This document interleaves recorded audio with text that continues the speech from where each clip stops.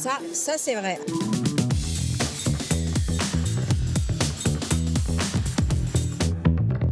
Marie-Noëlle Crépy, bonjour. Vous êtes spécialiste des allergies cutanées professionnelles, un domaine à la croisée de la dermatologie, de l'allergologie et de la santé du travail. Vous dites souvent, identifier l'allergène, c'est parfois sauver un emploi. Alors pourquoi est-ce si important de mieux structurer la prise en charge, par exemple dans des cas d'eczéma professionnel? Je prendrai l'exemple d'un de mes patients qui était peintre en bâtiment. Il est arrivé avec un eczéma sévère des mains et du visage. Il était en arrêt de travail et il risquait de perdre son emploi. Quand j'ai fait les tests, le bilan allergologique, il était positif aux résines époxy. J'ai regardé toutes les fiches des données de sécurité. Les résines époxy étaient dans les peintures de sol et il n'y en avait pas dans les peintures murales. J'ai donc fait une déclaration de maladie professionnelle pour les résines époxy. J'ai évidemment informé son médecin du travail qui a pu adapter le poste. Il a gardé son travail, il a gardé son salaire, il a guéri en ne faisant uniquement que des peintures murales. Vraiment, l'information du médecin du travail dans le parcours de soins